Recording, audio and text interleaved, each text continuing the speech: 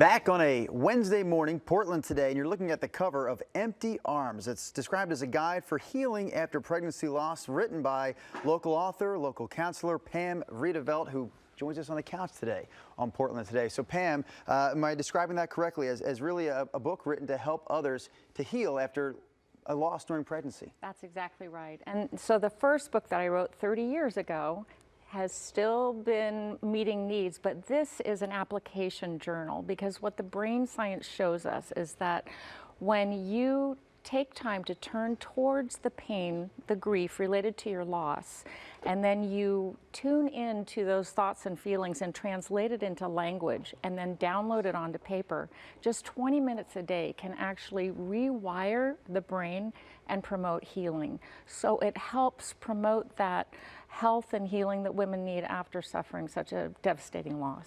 And Pam, you come at this from a counselor, but perhaps even more importantly is you know the pain. You were there once. Can you share with us what happened? I was, and those were very dark, painful times. Our first baby was conceived. We were so excited. I walked into my fifth month pregnancy checkup with my doctor and found out during that time everything had been normal. There was no heartbeat.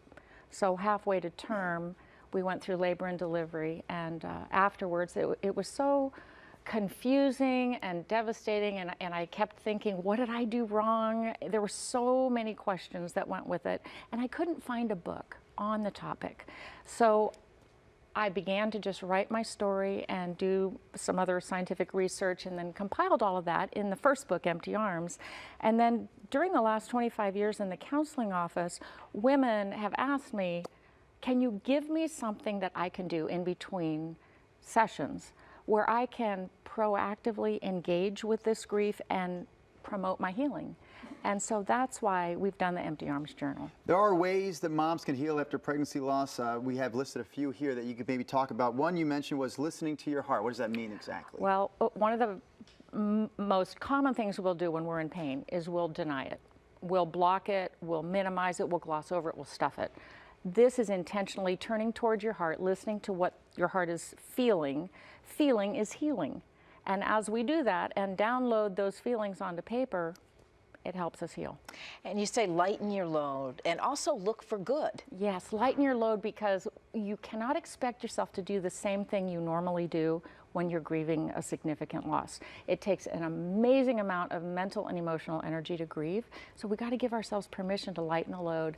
And then look for the good, because the brain is an amazing organ. And to me, that would be the hardest one. It's something, regardless of the tragedy, looking for that good can be really difficult. It's very difficult because grief pulls us into that negative vortex of that black hole and sucks us in. So we want to intentionally look for the good, because it gives us grief breaks, actually releases dopamine in the brain. And if we can have that kind of feel good along the way, it helps us move more quickly through it. And you advise, letting others in. And I want to ask, what is the most appropriate thing to say, as you've found over the years, to try to comfort someone? So you let others in, and if you're one of those who comes in, what do you say? I think what I have found is sometimes saying nothing is the best thing.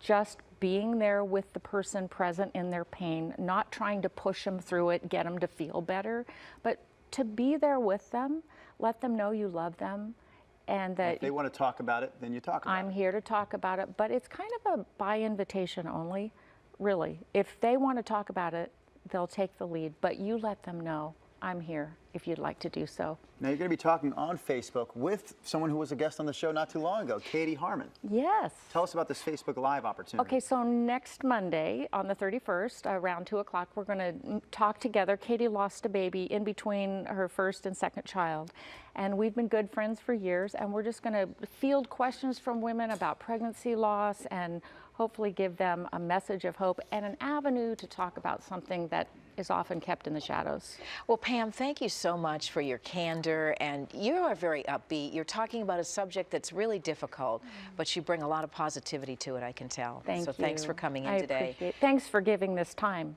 Absolutely. It's an important issue.